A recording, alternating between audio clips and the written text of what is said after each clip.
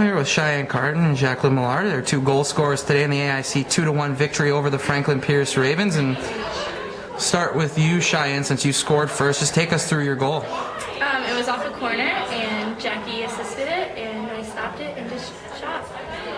Pretty simple and very effective. You had the goal on a penalty corner. There was a little bit of controversy on yours. Franklin Pierce was saying that it seemed like it was outside of the circle when you shot. Did you? What did you think? It was off the corner.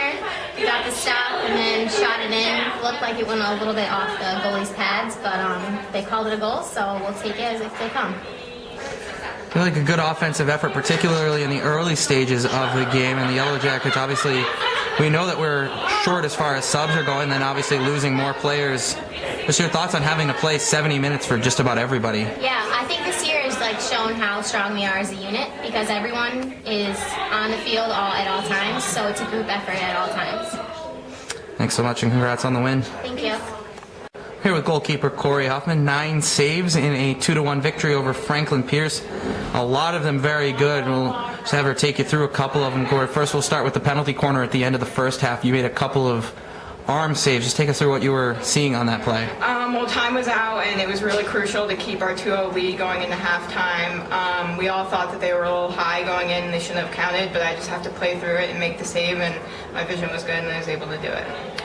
You also had probably the best save of the game was the last save that you made, the leg save on the shot from in front. Just take us through that. It looked like kind of like a desperation save, but obviously you made it. Yeah, it was right in front of me, pretty close range, so those are hard, and those are all about reaction speed. I've been working on that in practice with Coach recently, and it's really just important for me to keep my feet and keep my head in the game, and I was able to get lucky, and I got my foot on it and made the save. Again, Kori Huffman, 9 saves, her second win for the Yellow Jackets as AIC getting to 500 in the NE10, moving into a tie for 4th place. Thank you, Kori. Thanks. Hey, Yellow Jackets head coach Chrissy Needham with me, and coach, 2-1 victory over Franklin Pierce. It was a very quick start for the Yellow Jackets, getting on the board just 5 minutes into the game. What was the game plan coming into this, and how were you able to execute so well so quickly? It's been a goal of ours for the last few games to come out really strong because we struggled with that early in the season. So it was a goal of ours to get a penalty corner and a goal or both in the first 5 minutes, and we were able to get on the board just under that 5-minute mark, which was great. So that was really the game plan coming in, was just to get on them early, get a goal, so we could play from ahead instead of playing from behind. So an issue with the second goal. There's a lot of questions from the Franklin Pierce side about the ball being in the circle or not when it was shot. It appeared from my vantage point that it wasn't, but it looked to me like it might have gone off the goalkeeper on the way in. What was your thoughts on that goal? Obviously, you're not going to complain about it, but what did you think? Yeah, I mean, it's a tough call for the umpires to make. They have a lot of things to look at, and we set the play up so that the shot is just barely inside the circle when it's released, and they called that it was a goal, so we'll take it. Whether it was or wasn't, it doesn't really matter. That's the way the umpire saw it. So it may have deflected off the goalie. It's hard to tell. No. Played very, very well the first 25 minutes, really outplaying the Ravens, out shooting them, and then as the game wore on, obviously fatigue setting in, the Ravens getting the better of the play, I thought, for most of the second half. But the Yellow Jackets were able to keep them at bay long enough. But how do you beat the fatigue factor with as few subs as you have?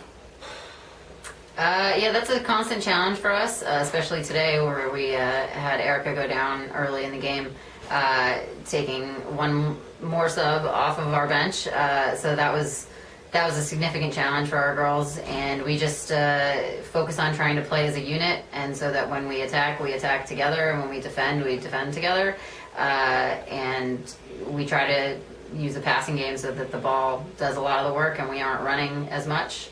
But it's obviously a challenge, and we struggled a bit in the second half as we got tired, and they had some opportunities that they probably shouldn't have had, but it was because we were fatigued.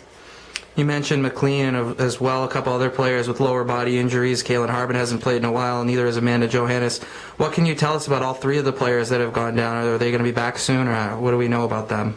Yeah, we're optimistic. The training staff here has been working really hard to get everybody back as soon as possible, and it's probable that Kaylin will be back for Saturday, and Erica will both be back for Saturday, and AJ is really a day-to-day, and I think we're definitely going to get her some minutes on Saturday as she warmed up today, and things look pretty good, so hopefully we'll have all three on Saturday. That'd be great.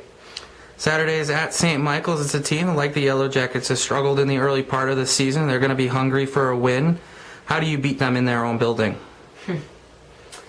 Well, there's a number of challenges when you go on the road to a school like St. Mike's that's so far for us. A bus ride over 3 hours on a Saturday and then having to get off the bus and play. So our focus is really going to be on us and just getting a really good warm-up and getting the bus out of our legs and starting strong. So that we don't put ourselves in a hole on their, home turf right away. So, we don't know a lot about them. We just know that they're struggling. They've struggled a little bit early on, just like we did. So they're just as hungry as we are for conference wins. There aren't that many out there to go get. And for us, that one's one that we really want to go get. So we're excited to go up there and see what we can do. Thanks so much, Coach, and we'll see you again on Saturday. Thanks.